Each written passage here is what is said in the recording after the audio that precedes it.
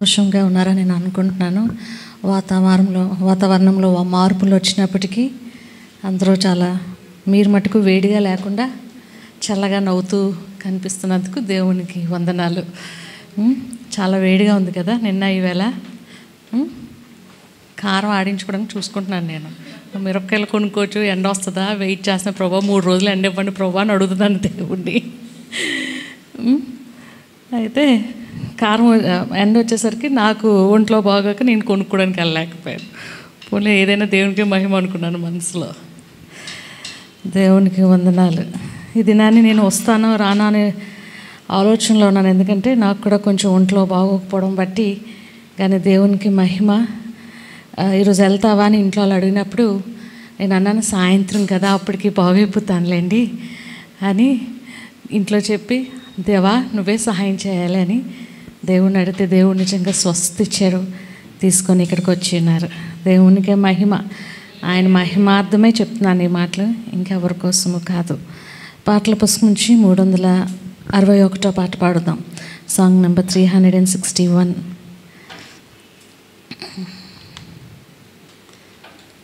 నేనేమైనా ప్రభువా నిన్ను స్తుతిస్తాను, నాకేమున్నా ప్రభువా నీకర్పిస్తాను. నేనేమైనా ప్రభువా నిన్ను స్తుతిస్తాను, నాకేమున్నా ప్రభువా నీకర్పిస్తాను. నేనేమై ఉన్నానో నీ దయ వలనేనయ్యా, నేనేమై ఉన్నానో నీ దయ వలనేనయ్యా, నాకున్నవన్నీయు నీవిచ్చినవేనయ్యా,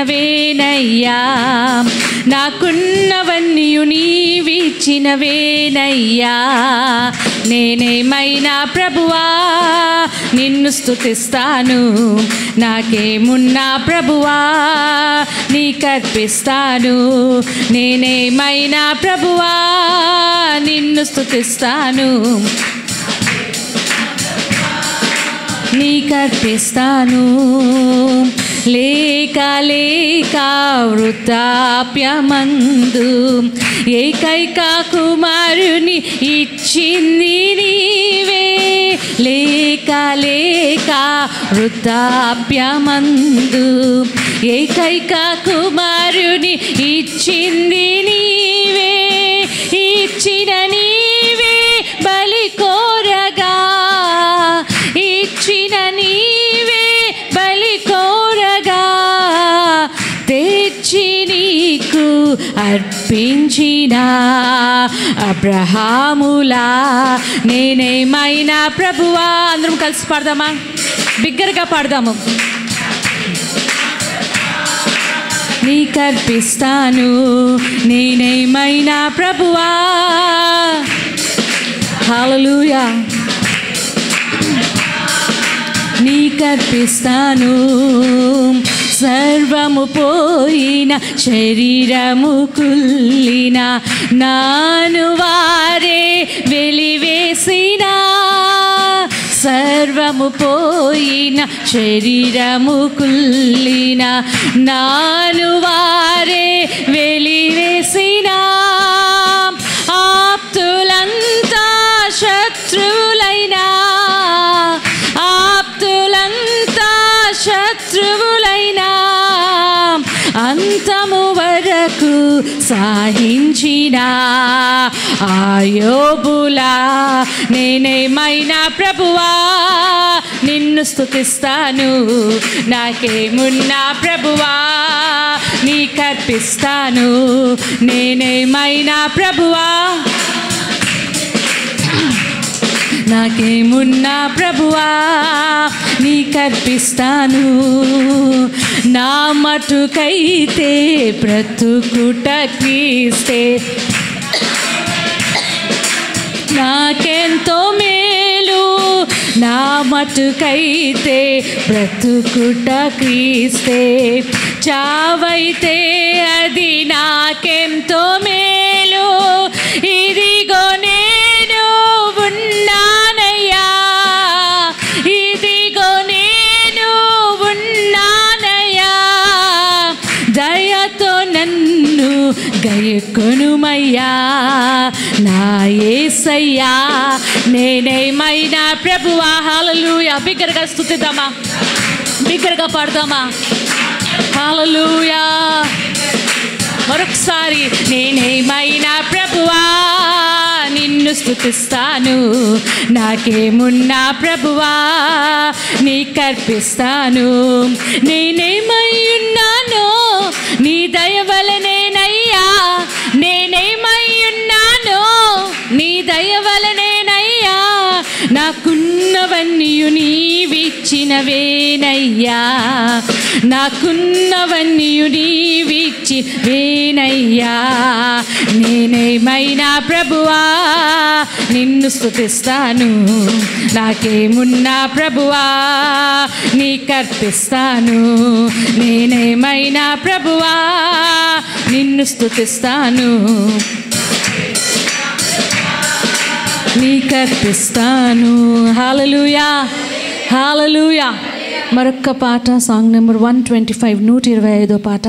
ఇది కూడా అందరికి వచ్చిన పాట. దయతో నాతో పాటు ఏకీభవిస్తూ దేవుని సన్నిధిలో ఉన్నామని గ్రహిస్తూ బిగ్గరగా, ఎవరి కోసము కాదు దేవుని కోసము ఆయన సన్నిధిలో స్తుతిస్తున్నాం, ఆయన ఆరాధిస్తున్నామని ఉద్దేశం కలిగి నాతో ఏకీభవిస్తూ బిగ్గరగా పాడుతూ ఆయన నామములో స్తుతిద్దాం. Song number 125. సర్వకృపానిధి అగు ప్రభువా సకల చరాచర సంతోషమా స్తోత్రము చేసి స్తుతించెదము, సంతసముగా నిన్ను పొగడెదము. స్తోత్రము చేసి స్తుతించెదము, సంతసముగా నిన్ను పొగడెదము. హల్లెలూయా, హల్లెలూయా, హల్లెలూయా, హల్లెలూయా, హల్లెలూయా అని పాడెదము, ఆనందముతో సాగెదము. హల్లెలూయా అని పాడెదము, ఆనందముతో పొగడెదము. ప్రేమించి నన్ను వెదకితివి, ప్రీతితో నన్ను రక్షించితివి. ప్రేమించి నన్ను వెదకితివి, ప్రీతితో నన్ను రక్షించితివి. పరిశుద్ధముగా జీవించుటకై పాపిని నన్ను కరుణించితివి. పరిశుద్ధముగా జీవించుటకై పాపిని నన్ను కరుణించితివి. హల్లెలూయా, హల్లెలూయా, హల్లెలూయా, హల్లెలూయా, హల్లెలూయా అని పాడెదను, ఆనందముతో సాగెదను. హల్లెలూయా అని పాడెదను, ఆనందముతో సాగెదను. ఎవరు పాడని గీతమును యేసును గూర్చి పాడుటకై, ఎవరు పాడని గీతమును యేసుని గూర్చి పాడుటకై హేతువలేకయే ప్రేమించెన్, యేసుకు నేనేమివ్వగలను. హేతువులేకయే ప్రేమించెన్, యేసుకు నేనేమివ్వగలను. హల్లెలూయా, హల్లెలూయా, హల్లెలూయా, హల్లెలూయా, హల్లెలూయా, హల్లెలూయా, హల్లెలూయా, హల్లెలూయా, హల్లెలూయా అని పాడెదను, ఆనందముతో సాగెదను. హల్లెలూయా అని పాడెదను, ఆనందముతో సాగెదను. హల్లెలూయా అని పాడెదను, ఆనందముతో సాగెదను. హల్లెలూయా, ప్రైజ్ ద లార్డ్. మనం అలా లేచి నిలబడినట్టయితే కీర్తనల గ్రంథము 99వ అధ్యాయము, సామ్ 99.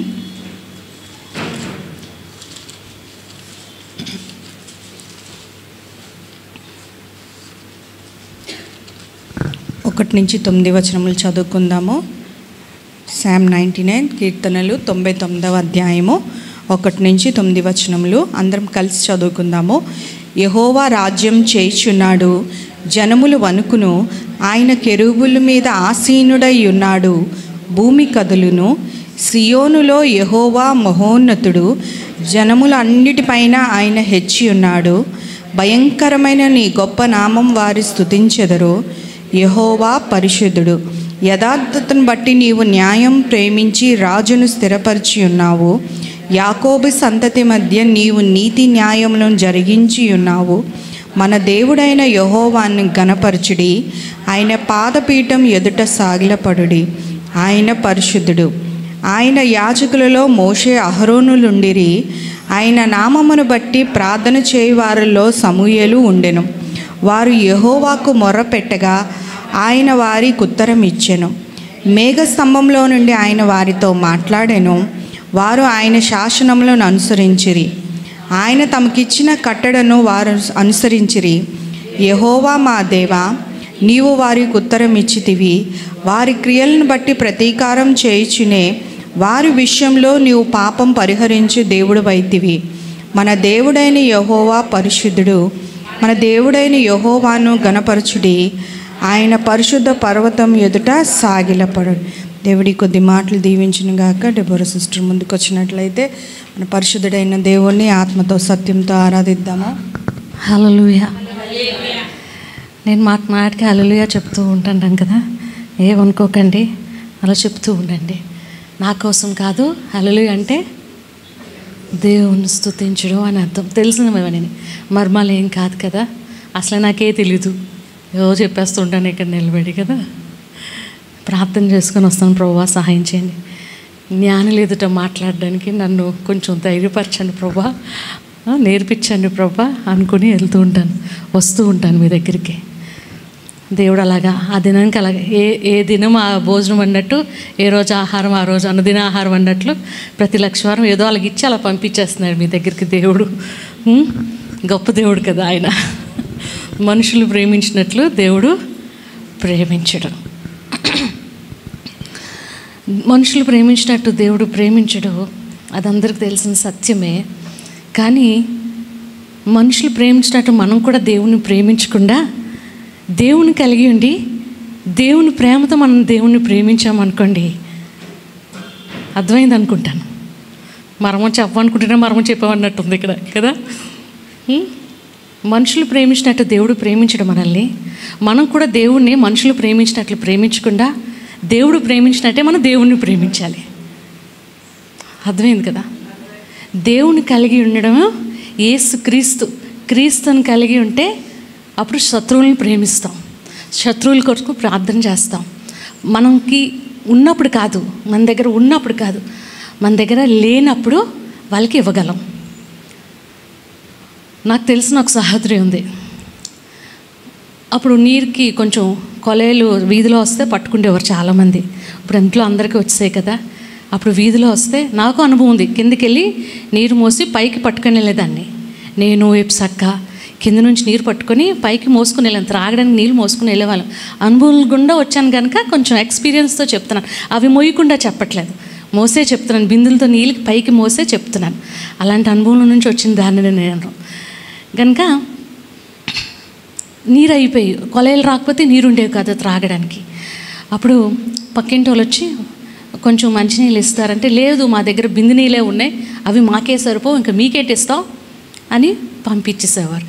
వాళ్ళ ఇంట్లో ఉన్న ఒక పాప అంటే వాళ్ళ కుమార్తె ఏం చేసేదంటే, ఉన్నప్పుడు ఎవరైనా ఇస్తారు కదా అక్క, మా ఇంటికి అక్కకు వచ్చి చెప్పేది, ఉన్నప్పుడు ఎవరైనా ఇస్తారు కదా అక్క, లేనప్పుడు ఇవ్వడమే గొప్ప కదా, అదే క్రైస్తత్వం కదా, బిందు నీళ్ళు ఉంటే సగం బిందు నీళ్ళు ఇవ్వడమే అదే గొప్ప, అది క్రీస్తుని కలిగిన ప్రేమ.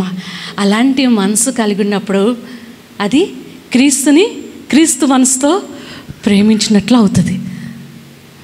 కరెక్టే కదా. ఏమన్నా ఏదో మర్మం చెప్పినట్టున్నాను ఇక్కడ నిలబడి మీ అందరికీ. నాకు ఇప్పుడే వచ్చింది ఈ థాట్, ఇక్కడ నిలబడేగా వచ్చింది ఈ థాట్.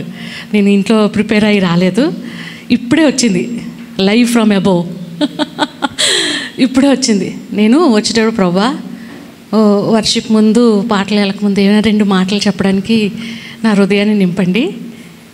నీకు తెలుసు కదా ప్రభా నాకు ఎంత సీన్ ఉందో. నేను ఇలాగే ప్రార్థన చేసుకుంటాను, ఇలాగే చేసుకుని ఈవేళ కూడా వచ్చాను. నీకు తెలుసు కదా ప్రభా నాకు ఎంత సీన్ ఉందో నా సీన్ ఏంటో నీకు తెలుసు. వాట్ ఐ యామ్ అనేది నాకు తెలిసిన దానికన్నా నీకు ఇంకా బాగా తెలుసు. నాకు ఏమీ రాదు, ఏమీ తెలీదు. నీ వాక్యమా అసలే రాదు, అవి చదివినా జ్ఞాపకుంచుకోవడమా అంతేకాదు. కనుక అక్కడికి వెళ్ళి నిలబడి నీ బిడ్డలు వస్తారు కదా, స్త్రీలు వస్తారు, వాళ్ళు హృదయ వాంఛంతో వస్తారు, హృదయ కోరికలతో వస్తారు. దేవుడు ఏదైనా చేస్తాడు ఇది నాన్న మన జీవితంలో అని ఆశపడి వస్తాడు కదా. వాళ్ళకి ఏదో ఒక్క మాట అయినా చెప్పడానికి ఆరాధన ముందు నన్ను నింపరా, ఆ సమయంలో మాట్లాడడానికి. నేను కాదు, మీరు నా హృదయంలో ఉండి మాట్లాడరా అని దేవుణ్ణి అడిగొచ్చాను. కనుక ఇప్పుడు ఇలాంటి అనుభవాలు చాలా అద్భుతంగా ఉంటాయి. ఇది లైఫ్ ఫ్రమ్ అబోవ్. నేను ఇంట్లో చదివి రాలేదు, ప్రిపేర్ అయ్యాను. ఈ పాట అయితే పాడుకొని వచ్చాను అంతే. ఇప్పుడు ఏది పాడబోతున్నానో అది పాడుకొని వచ్చాను. అయితే ఇది లైఫ్ ఫ్రమ్ అబోవ్. నేను ఇప్పుడు నెక్స్ట్ ఏ మాట చెప్తున్నా నాకు తెలీదు, నెక్స్ట్ నేను ఏం చెప్పబోతున్నా నాకు తెలీదు. మీరు వినండి, నేను వింటాను ఏసఐ దగ్గర. నేను విని మీకు ఇలా పంపిస్తుంటాను అంతే. అయితే ఏసైరా ప్రేమించినప్పుడు మనం ఎన్నో కార్యాలు చేయగలుగుతుంటాం, గొప్ప కార్యాలు చేయగలుగుతుంటాం. స్టెఫెన్ని రాళ్ళతో కొట్టారు, రాళ్ళతో కొట్టి చంపేశారు. అప్పుడు వీరు ఏం చేస్తున్నారో వీరు తెలియదు కదా, ప్రభువా వీరిని క్షమించండి అన్నాడు స్టెఫెన్. మనం ఉంటే ఒక రాయిసరి తిరిగి కొడతామేమో. అంటే ఫర్ ఎగ్జాంపుల్ మీకు చెప్పాను, స్టెఫెన్లోకి ఎవరి మనసు వచ్చింది? అప్పుడు యేసయ్య మనసు వచ్చింది కదా. ఎప్పుడైతే మనం యేసయ్య మనసు వచ్చేస్తుందో అప్పుడు ఎలా ఉంటుందంటే, ఏమనుకుంటా, నా ప్రాణ స్నేహితుడా నీ సన్నిధి పరిమళమే నీ ప్రేమ జుంటెత్తైన దారుల కన్నా మధురంగా ఉంటుంది యేసయ్య అని పాడగలుగుతాం. యేసయ్యని ప్రేమను టేస్ట్ చేయడానికి మన జుంటె తేనెలు మధురం అవసరం లేదు. జుంటె తేనెలు మధురం కన్నా యేసయ్య ప్రేమ మధురంగా ఉంటుంది. కనుక ఆ ప్రేమను టేస్ట్ చేస్తే చాలు, జుంటె తేనెలు టేస్ట్ చేసినట్లే కదా. కనుక ఈ సమయంలో, ఈ కొంత సమయంలో ఆరాధనలో దేవుడు దిగొచ్చేస్తాడు, ఆరాధనలో దేవుడు స్వస్థతలు ఇస్తాడు, ఆరాధనలో దేవుని సన్నిధి మనల్ని తాకుతుంది, ఆయన స్పర్శ మనం అనుభవించగలం. నీ హృదయంలో ఏదైతే ఉందో అది దేవుడు చిటికలో తీర్చేస్తుంటాడు ఆరాధనలో. అలాంటి సమయానికి వచ్చినా మనం కదా. కనుక ఈ సమయంలో యేసయ్యని కలిగిన వారమై ఈ యేసయ్య మనసుతో యేసయ్యని ఆరాధిద్దామా. యేసయ్యని కలిగిన వారమై యేసయ్య మనసుతో యేసయ్యని ఆరాధిద్దామా. మన కళ్ళను మూసుకొని యేసయ్య వైపు చూస్తూ ఆయన్ని కొనియాడదామా, ఆయన ఆరాధిద్దామా. హల్లెలూయా, హల్లెలూయా. Praise you, Lord. Praise you, Jesus. Thank you, Holy Spirit. Let your anointing come upon us, Lord. Pour out your wonderful anointing, Lord. ఆయన మా మీదకి మీ బలమైన అభిషేకాన్ని పంపించండి, మమ్మల్ని ముట్టండి, మమ్మల్ని తాకండి.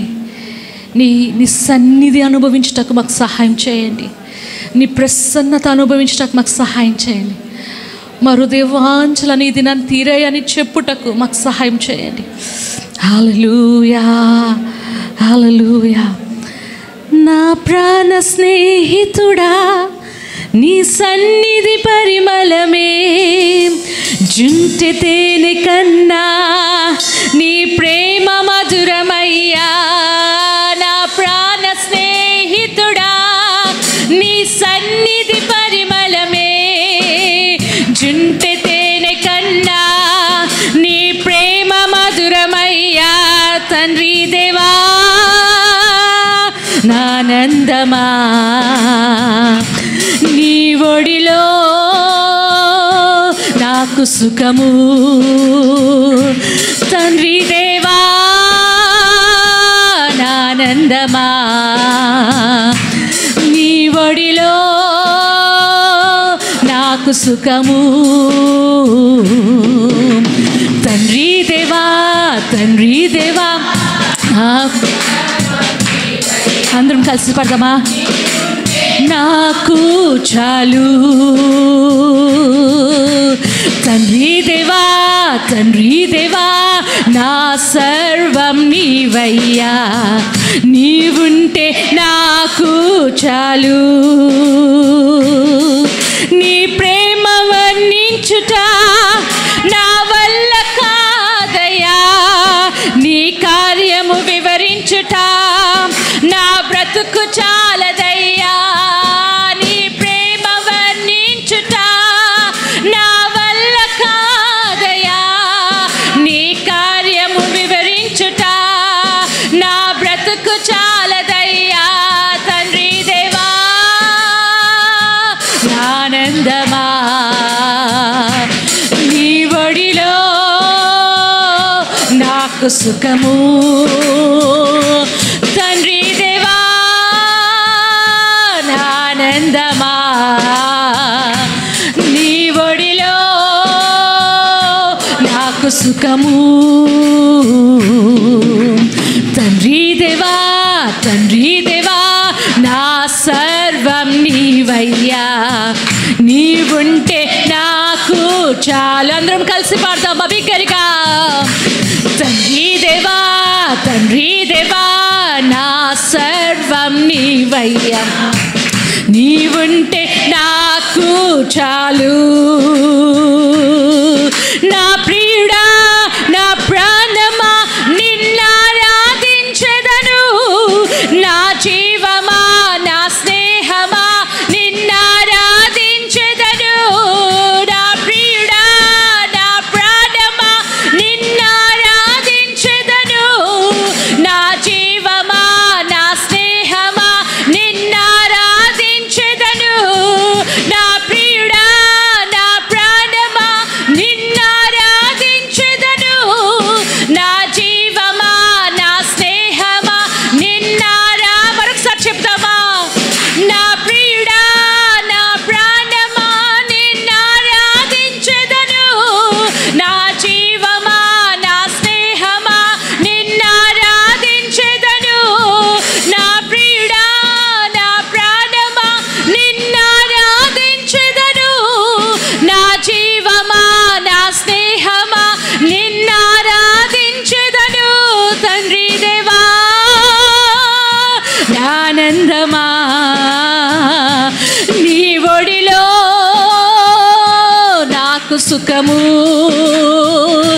తండ్రి దేవా ఆనందమా నీ ఒడిలో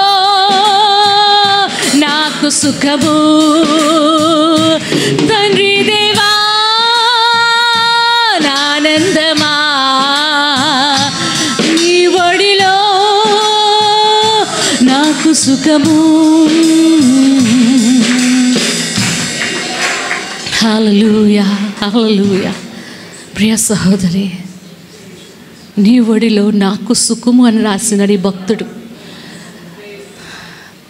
అంటే అనుదినము ఆయనతో సహవాసము, అనుదినము ఆయనకు దగ్గరగా ఉండడము, అనుదినము ఆయన ఆరాధించడము, అనుదినము ఆయన స్తుతించడము. ప్రియ సహోదరి, అలాంటి అనుభవాల్లో మనం ఉన్నట్లయితే ఆయన ఎల్లప్పుడూ స్తుతిస్తుంటాం. ఏ పరిస్థితిలోనైనా స్తుతిస్తుంటాం, ఎలాంటి రీతిలో నా స్తుతిస్తుంటాం. మేలు చేసినప్పుడే కాదు, కీడు ఎదురవుతున్నప్పుడు కూడా ఆయన స్తుతిస్తూ ఉంటాం. నువ్వు కూడా సిద్ధమా ఆయన అలా స్తుతించడానికి? నువ్వు కూడా చేయగలవా ఎలాంటి పరిస్థితులైనా ఆయన్ను స్తుతించడానికి? హల్లెలూయా. పరిస్థితులు భిన్నముగా ఉన్నప్పుడు, మనుషులు నీకు ఎదురు తిరిగినప్పుడు, ఖడ్గము లాంటి మాటలు నీ మీదకి వేస్తూ ఉన్నప్పుడు నువ్వు సిద్ధంగా ఉన్నావా ఆయన ఆరాధించడానికి?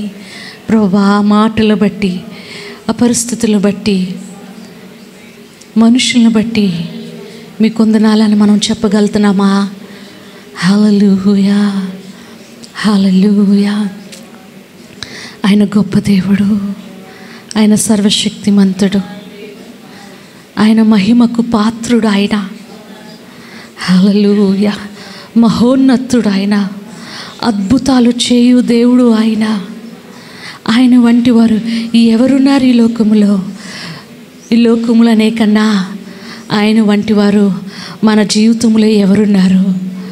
నా జీవితంలో ఎవరూ లేరు. మీ జీవితంలో ఎవరైనా ఉన్నారా? ఎవరు లేనట్లయితే ఆయన్ని నువ్వు కూడా స్తుతించగలవా, కొనియాడగలవా? హల్లెలూయా, హల్లెలూయా. మౌనంగా ఉండకుండా ప్రియ సహోదరి, యేసయ్యని స్తుతించగలవా? మౌనము, ఆయన్ని నువ్వు స్తుతించలేవు. మౌనంగా ఉంటే అలా కాదు. నీ హృదయాంతరంగముల నుంచి ఆయన్ని స్తుతించగలవా? యేసయ్యా నీకు వందనాలని చెప్పగలవా? తండ్రి నీకు వందనాలని చెప్పగలవా? పరిశుద్ధుడా నీకు వందనాలని చెప్పగలవా? ఏమని పిలవాలనుకుంటున్నావు ఆయన్ని? హల్లెలూయా, హల్లెలూయా, హల్లెలూయా. మహిమకు పాత్రుడా, ఘనతకు అర్హుడా, మా చేతులెత్తి మేము నిన్నారాధింతుము. మహిమకు పాత్రుడా, ఘనతకు అర్హుడా, మా చేతులెత్తి మేము నిన్నారాధింతుము. మహోన్నతుడా, అద్భుతాలు చేయువాడా, నీ వంటి వారు ఎవరు? నీ వంటి వారు లేరు.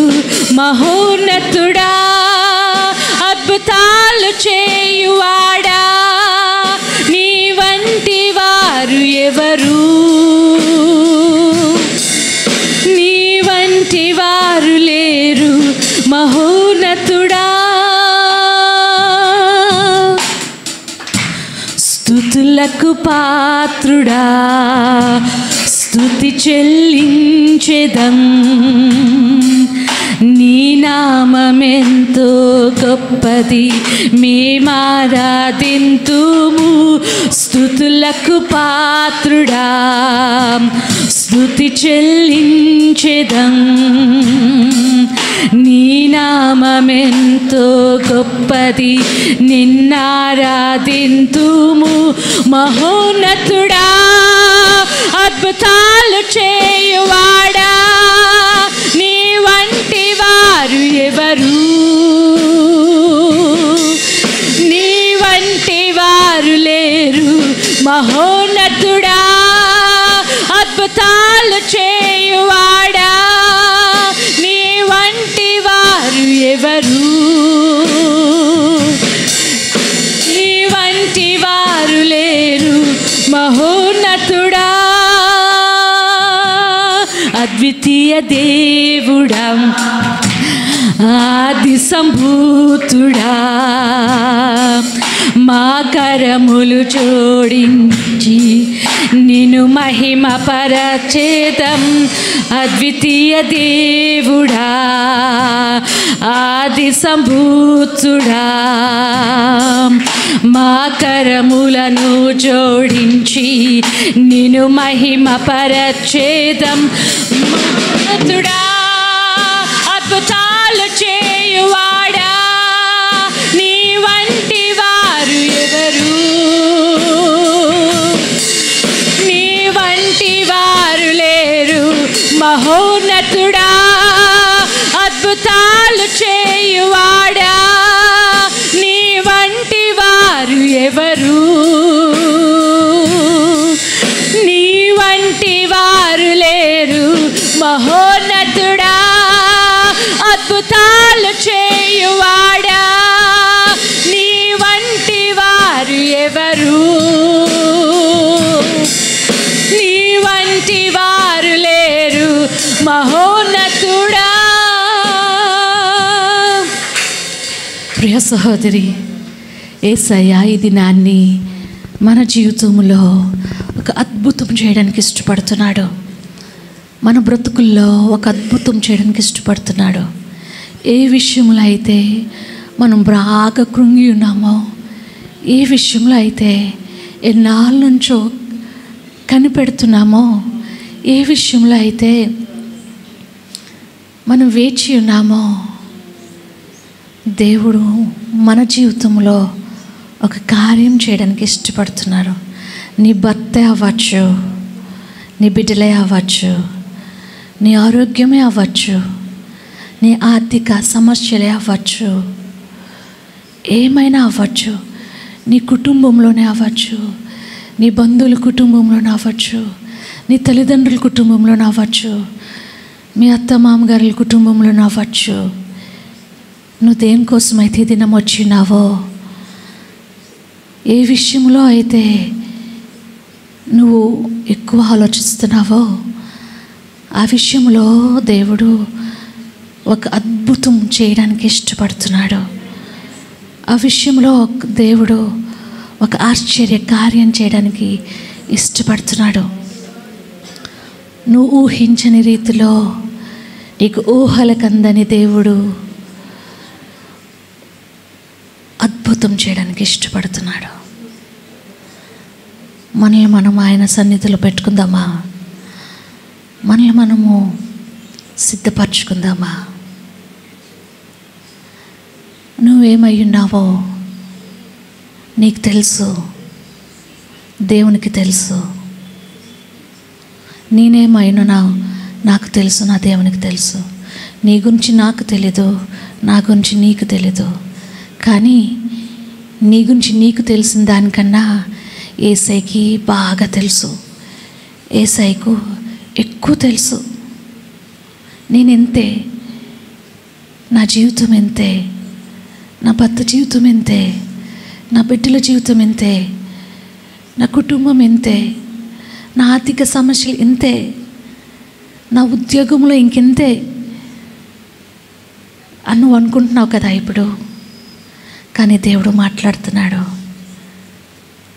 అది ఆయన చేతుల్లో ఉన్నదని, అది ఆయన విడిపించగలడని, అది ఆయన అద్భుతం చేయగలడని ఆయన మాట్లాడుతున్నాడు. ఆయన బలమైన సన్నిధి మన మధ్యలో ఉన్నది. ఆయన మెల్లని చెల్లని వాతావరణము మన సన్నిధిలో ఉన్నది, మన మధ్యలో ఉన్నది. నువ్వు ఇక్కడికి వచ్చావంటే నువ్వంతకు నువ్వు రాలేదు, దేవుడు నిన్ను తీసుకొస్తే నువ్వు వచ్చావు ఇక్కడికి. గబగబా వచ్చానని నువ్వు అనుకుంటున్నావు, కానీ టైం అయిపోతుంది కదా అని గబగబా ఆటో ఎక్కి, గబగబా మెట్లు దిగి, గబగబా లిఫ్ట్ దిగి, గబగబా ఇక్కడ చర్చి మెట్లు ఎక్కి నేను వచ్చాను అని నువ్వు అనుకుంటున్నావు కదా. కానీ దేవుడి సమయంలో మాట్లాడుతున్నాడు. That is I am who brought you here. That is me who brought you here. అది నేను నిన్ను తీసుకొచ్చాను అని అంటున్నాడు దేవుడు. Whatever it may be, whoever you may be, whatever situation you may be facing now, God is speaking one word, that He is going to do a miracle in your life. ఒక అద్భుతం దేవుడు చేయడానికి సిద్ధంగా ఉన్నాడు. రిషికుందారా బాబా, రే బాబా రిషికుందారా బాబా, బాబా రిందారా బాబా రిషికుందారా బాబా, రే బాబా రిషికుందారా బాబా. He loves you, my dear sister. ఆయన నిన్ను ప్రేమిస్తున్నాడు. ఎవరు నిన్ను ఇలా ప్రేమించలేరు, ఎవరు ఆయనకన్నా ఎక్కువ నిన్ను ప్రేమించలేరు. He loves you. He loves you, dear one. ప్రియమైన దానా, నేను నిన్ను ప్రేమిస్తున్నాను. హల్లెలూయా, హల్లెలూయా. పరిశుద్ధుడా మా యేసయ్య, సర్వశక్తి గల దేవుడా మా తండ్రి, అద్భుతాలు ఆశ్చర్య కార్యాలు చేయగలిగిన యేసయ్య, చేసే యేసయ్య, ఈ సమయంలో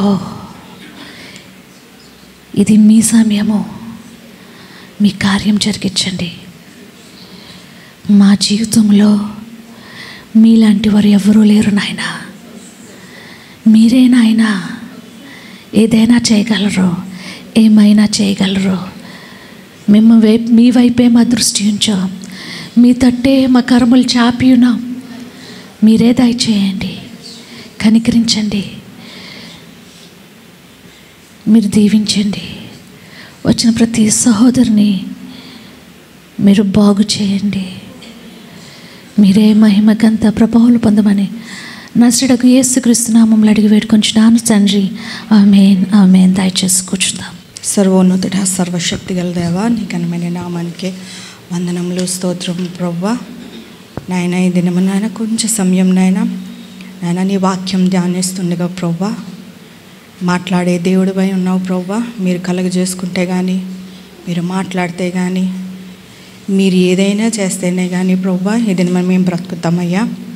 నా జ్ఞానం కాదు ప్రభువా, నా తలంపులు కాదు నాయన, మేము వినుటకు చెవులు తెరవమని వేడుకుంటున్నాం ప్రభువా. నీ మాటలకు విధేయత చూపుటకు మా హృదయాన్ని తెరవమని వేడుకుంటున్నాం ప్రభువా. నాయన ఈ దినమని మేము మరలా బ్రతుకులాగున, మరలా ఉజ్జీవపడలాగున, మరలా నీ కొరకు జీవించలాగున ప్రభువా. నాయన ఈ దినమని మీ కార్యం జరిగించి ప్రభువా మీరే మహిమ ఘనత ప్రభావాలు పొందుకోమని యేసే పరిశుద్ధ నామములో అడిగి వేడుకుంటున్నాం తండ్రి. ఆమేన్. 7 గంటలకల్లా అందరూ వచ్చారు. దేవుడు మాట్లాడే దేవుడు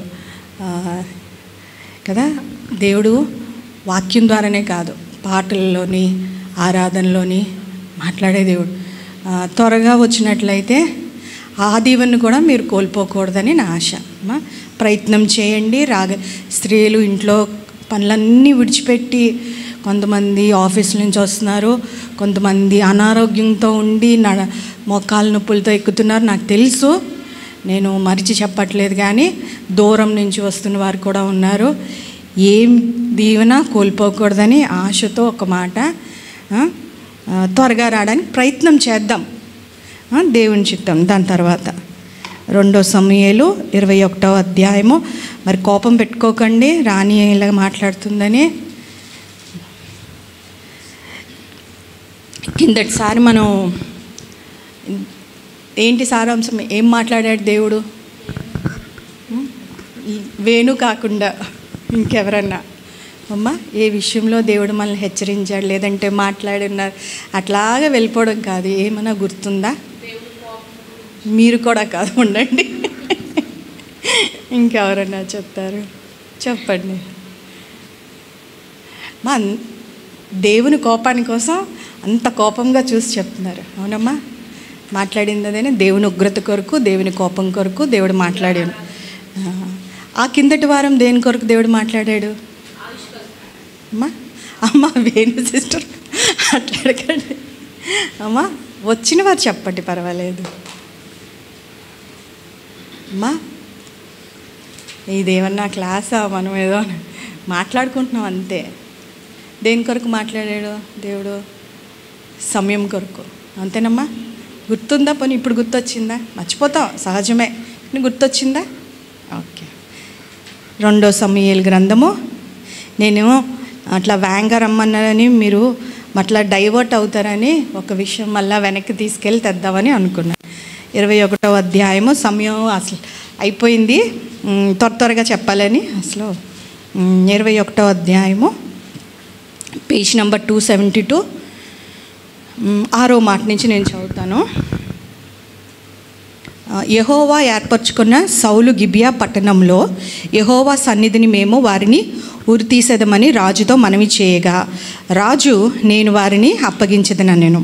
తానును సౌలు కుమారుడగు యోనాతానును యెహోవా నామమును బట్టి ప్రమాణం చేసి ఉన్న హేతువు చేత రాజు సౌలు కుమారుడగు యోనాతానుకు పుట్టిన మెఫీబోషెతును అప్పగింపగా, అయ్యా కుమార్తె యగు రిస్పా సౌలునకు కనిన 2 కుమారులకు అర్మోనీను మెఫీబోషెతును, సౌలు కుమార్తె యగు మేరాబు. కిందను చూడండి, ఏముంది మేరాబులో? మీకాలో ఉంటుంది ఫుట్ నోట్లో. మహులతీయుడగు బర్జిల్లై కుమారుడైన అద్రియేలునకు కనిన 5 కుమారులను పట్టుకొని గిబియోనీలు అప్పగించెను. వారు ఈ 7 తీసుకొని పోయి కొండ మీద యెహోవా సన్నిధిని ఉరితీసిరి. ఆ 7 ఏకరీతినే చంపబడితిరి. కోతకాలంన యవలుల కోత ఆరంభము అందు వారు మరణమైరి. అయ్యా కుమార్తెయగు రిస్పా గోనె పట్టు తీసుకొని కొండపైన పరుచుకొని కోతకాలం ఆరంభం మొదలుకొని ఆకాశం నుండి వర్షము ఆ కళేబరముల మీద కురియు వరకు అచ్చటనే ఉండి పగలు ఆకాశ పక్షులు వాటి మీద వాలకుండను రాత్రి అడవి మృగములు దగ్గరకు రాకుండాను వాటిని కాచుచుండగా అయ్యా కుమార్తెయగు రిస్పా అను సౌలు ఉపపత్ని చేసినది దావీదునకు వినబడెను. ఇక్కడ ఒక స్త్రీ కొరకు మనం మాట్లాడుకుంటున్నాం. మొత్తం సారాంశం ఏంటంటే 7 కదా, 7 ఉరి తీశారు కొండ మీద. 7 ఉరి తీసిన తర్వాత అయ్యా కుమార్తెకు రిస్పా కుమారులో ఒక 2, ఇంకెవరు కుమార్తెలు, మేరాబు కుమార్తె. మేరాబుకు అద్రియేలుకు పుట్టిన 5 కుమారులు. వాళ్ళ 5 మేరాబు ఎవరు? సౌలుకి 2 కుమార్తెలు. అమ్మా నేను ఈజీగా చెప్పేస్తాను. సౌలుకి 2 కుమార్తెలు, ఒకటి మీకాలు, ఒకటి మేరాబు. ఈ 2 మీకాలకైతే బిడ్డలు లేరు, అవునమ్మా. గర్భాన్ని దేవుడు మూసాడు. మేరాబుకి అద్రియేలుకి 5 సంతానం ఉంటారు. ఆ 5 అంటే వీళ్ళెవరు అంటే సౌలుకి మనవాళ్ళు, అంతేనా? కుమార్తె బిడ్డలు మనవళ్ళు అవుతారు. క్లారిఫికేషన్కి, ఓకే. అన్నీ ఇట్లా డీటెయిల్గా చెప్తాను అనుకోకండి. తర్వాత రిస్పా ఎవరమ్మా? అయ్యా కుమార్తెయగు రిస్పా. ఆమె ఎవరు?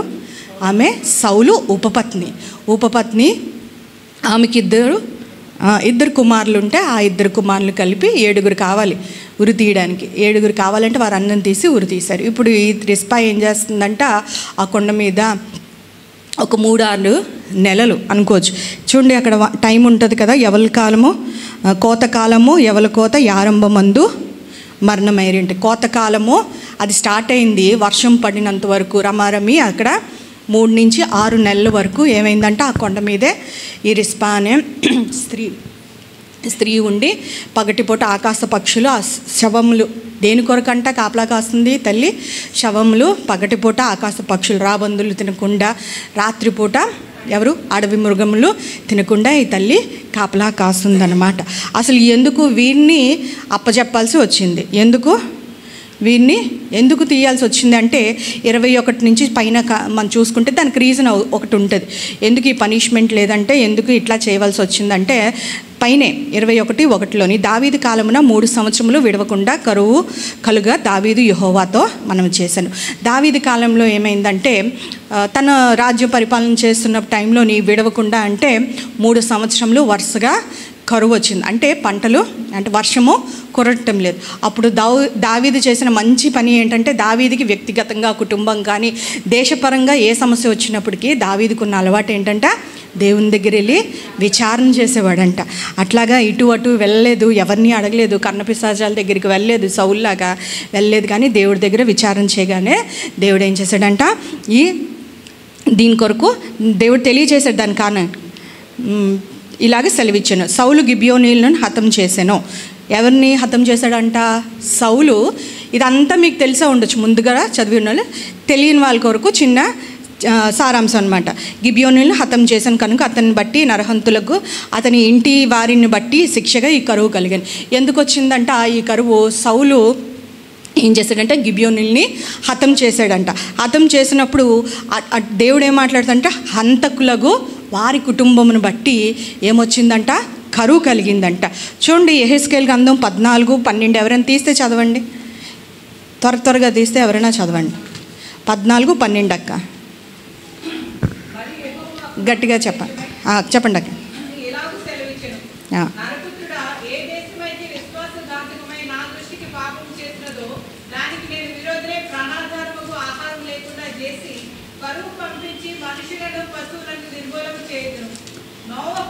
చాలక్క. అంటే దేవుడు ఏం మాట్లాడుతున్నాడంటే ఏ దేశం అయితే దేవునికి పాపం చేసి ఉంటుందో కదా, ఏ దేశంలో అయితే ప్రజలు విశ్వాసఘాతకం అంటే పాపం, ద్రోహం లేని దేవుని దృష్టిలో పాపులుగా ఉన్నట్లయితే ద్రోహం చేస్తే దేవుడు ఏం చేస్తాడంట, వర్షాలు ఆ దేశం మీద కురవకుండా ఉంటాయంటే కరువు వస్తుందని చెప్పి. ఏంటి ఆ పాపం అని అంటే ఇక్కడ చూద్దాము. 9వ అధ్యాయం యెహోషువ గ్రంథము 9వ అధ్యాయము 1 నుంచి చదువుతాను చూడండి.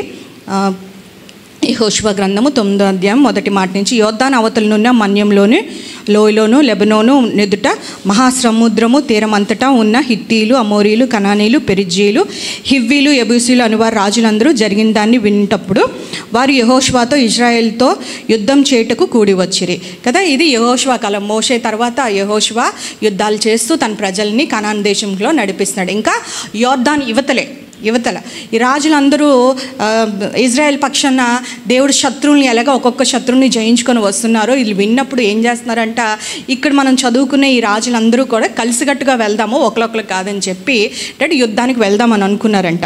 ఆ తర్వాత యెహోవా యెరికోకు హాయినికి చేసిన దాన్ని గిబియోను నివాసులు విన్నారు. గిబియోనీలు ఇది కూడా విన్నారు. మిగతా వాళ్ళకి ఇది విన్నప్పుడు వారు కపటోపాయం చేసి రాయబారులను వేషం వేసుకొని బయలుదేరి తమ గాడిదలకు పాత గోనె కట్టే పాతగిలి చినికి కుట్టిబడి ఉన్న ద్రాక్షారసపు సిద్ధులు తీసుకొని, అంటే వీళ్ళు ఏం చేస్తారంటే కపటోపాయంతో ఒక ఉపాయం పన్ని మనం ఎట్లాగో ఏంటంటే ఇజ్రాయెల్ మీద మనం యెహోషువతో ఇజ్రాయెల్తో మనం యుద్ధం చేసి మనం గెలవలేం కాబట్టి ఏం చేద్దామంటే ఇట్లాగా వాళ్ళ గాడిదలకు గంత కట్టి మేము దూరం దేశం నుంచి వచ్చాము, చాలా రోజుల నుంచి ప్రయాణం చేసి వచ్చాము, మాతో యుద్ధం చేయవద్దు, మేము మీ మధ్య మేము ఉంటాం, మమ్మల్ని కనికరించమని వారి ప్రాణాలని విడిచిపెట్టమని ఏంటంటే వారి దుస్తులను బట్టి వారు తెచ్చుకున్న ఆహారాన్ని బట్టి ఎట్లా చేస్తున్నారంటే యెహోషువ అప్పుడు మధ్య నివసించి వారమే. అప్పుడు యెహోషువ అడుగుతూ ఉంటాడు 8వ మాటలో చూడండి, వారు మేము మీ దాసులమని యెహోషువతో చెప్పినప్పుడు యెహోషువ మీరు ఎవరు, ఎక్కడి నుండి వచ్చితిరి అన్నారుగా. వారు నీ దేవుడని యెహోవా నామం బట్టి నీ దాసులమైన మేము బహుదూరం నుండి వచ్చితిమి. ఎలాగో ఆయన కీర్తిని ఆయన ఐగుప్తులో చేసిన సమస్తమును యోర్దాను అద్దరునున్న ఈ రాజులందరికీ చేసిన దాన్ని మేము విన్నాము, మేము చేశాము అని చెప్పిన తర్వాత 15వ అధ్యాయంలో మనం చూసుకున్నట్లయితే యెహోషువ వచ్చిన వారితో 15వ మాట, యెహోషువ వచ్చిన వారితో సమాధానం పడి వారి బ్రతుకనిచ్చుటకు వారితో నిబంధన చేసాను, మరియు సమాజ ప్రధానులు వారితో ప్రమాణం చేసి, అయితే వారితో నిబంధన చేసి 3 దినములైన తర్వాత ఏమవుతుందంట, సమాజ ప్రధానులను యెహోవా నామం పేరిట వాగ్దానం చేస్తారు. ఏంటంట, మీరు ఏంటంట మా మధ్య మీరు నివసించవచ్చు అని చెప్పి మిమ్మల్ని మేము హతం చేయము, వెళ్ళగొట్టమని చెప్పి మాట ఇస్తారు దేవుడు నామన్న. ఇచ్చిన తర్వాత ఒక 3 దినములు అయిన తర్వాత వారు గిబియోనీలని వారి మధ్య ఉన్నవారని వారు అని చెప్పి తెలుసుకున్న తర్వాత కిందన యెహోషువ చెప్తాడు 22వ మాటలో, మరియు యెహోషువ వారిని పిలిపించి ఇట్లా నేను మీరు మా మధ్య నివసించిన వారే ఉండి మేము మీకు బహుదూరంగా నుండి వచ్చిన వారమని మమ్మల్ని మీరు ఎలా మోసపిచ్చితిరి, ఈ హేతు చేతన మీరు శాపగ్రస్తులు, దాస్యము మీకెన్నడూ మానదు. అంటే మీరు మమ్మల్ని మోసం చేశారు, మమ్మల్ని ఒప్పించారు, కపటోపాయంతో మీరు వచ్చి ఉన్నారు కాబట్టి ఏం చేస్తారంటే మీరు నీళ్లు మోసేవారుగా దేవుని మందిరానికి యెహోవా మందిరానికి నీళ్లు మోసేవారుగా దాసులుగా లేదంటే ఇంక దేనికమ్మా కట్టెలు కొట్టే వారంగా మీరు ఉండాలని చేస్తారు. ఇది ఎప్పుడు జరిగిందంట, యెహోషువ కాలంలో జరిగింది. అట్లాగే ఎవరికి ప్రమాణం చేశాడంటే యెహోవా పేరిట ఏం చేశాడంట యెహోషువ ప్రమాణం చేశాడు. ఏంటి, గిబియోనీల్ని వెళ్ళగొట్టరు, వాళ్ళ మధ్య కనాను దేశంలో స్వతంత్రించుకున్న తర్వాత కూడా ఉంటామని చెప్పి. ఆ తర్వాత న్యాయాధిపతుల కాలం అయింది. యెహోషువ తర్వాత న్యాయాధిపతులు వచ్చారు. న్యాయాధిపతుల తర్వాత ఇజ్రాయెల్ వెళ్తుండగా ఎవరు, సౌలు. ఇజ్రాయెల్కి మొదటి రాజు ఎవరు, సౌలు 40 సంవత్సరాలు ఏం చేశాడంట, రూల్ చేశాడు. దావీదు కన్నా ముందు సౌలు 40 సంవత్సరాలు రూల్ చేసిన తర్వాత సౌలు కాలంలో రాలేదు, యెహోషువ కాలంలో రాలేదు. ఏంటంటే ఈ కరువు కదా, అప్పుడు రాలేదు, యెహోషువ కాలంలోనే రాలేదు. అంత 12 మంది న్యాయాధిపతులు అందరూ రూల్ చేసిన సమయంలోనే రాలేదు. ఆ తర్వాత సౌలే తప్పు చేశాడు. సౌలు ఏం చేశాడంటే ఆ టైంలోని తను మొదటి రాజు అయిన తర్వాత ఇజ్రాయెల్ మీద కిందన ఒక మాట ఉంటుంది, అత్యాశక్తితో ఇజ్రాయెల్ మీద ఆసక్తితో ఏంటంటే వారి ముందు మంచి పేరు సంపాదించుకుందామని సౌలు ఏం చేస్తాడంట, చదవండి అక్క. అవును, అట్లాగా హతం చేయడానికి వారిని అందరినీ కదా ఇచ్చిన మాటను మర్చిపోయి వారి అందు ఆసక్తి కలిగి కదా వారి ముందు ప్రజల ముందు గొప్ప రాజు అని అనిపించుకోవటానికి ఏం చేశాడంట, కొత్తగా వచ్చాడు కదా రాజు, అట్లా చేసి వారిని అందరినీ వారి పక్షాన శత్రువులై దేవుడిచ్చిన మాటను కొట్టివేసి ఆ నిబంధనను కొట్టివేసి ఏం చేశాడంట అందరినీ చంపేసిన తర్వాత ఇప్పుడు దావీదు కాలం వచ్చింది. సౌలు చనిపోయాడు, ఆయన కుమారులు చనిపోయారు, అందరూ వెళ్ళిపోయిన తర్వాత ఇప్పుడు దావీదు టైం వచ్చింది. దావీదు టైంలోని ఏమైంది, వరుస పెట్టి 3 సంవత్సరాలు ప్రజలు అల్లాడిపోతుంటే ఆ సమస్యను ఏం చేస్తారు ప్రజలు, రాజు దగ్గర తీసే సమస్యలు వస్తే రాజుగారి దగ్గరికి వెళ్తారు. రాజుగారు అప్పుడు ఏమనుకున్నాడు, దావిడు ఏదైనా చేద్దాం, ఒకవేళ నేను తప్పు చేశాను, నా ప్రధానులు తప్పు చేశారు, నా ప్రజలు తప్పు చేస్తారు, ఏదైనా విచారం చేద్దాము అని దేవుడి దగ్గరికి వెళ్ళినప్పుడు దేవుడు ఏం చెప్తాడు, చేసింది నువ్వు కాదు, ఈ ప్రజలు కాదు, కానీ ఇట్లాగా సౌలు కుటుంబం చేసింది అని అంటే దీనికి ప్రాయశ్చిత్తం చేయటానికి సౌలు ఎవరి దగ్గరికి వెళ్తాడు, మళ్ళా గిబియోనీల దగ్గరికి వెళ్తాడు.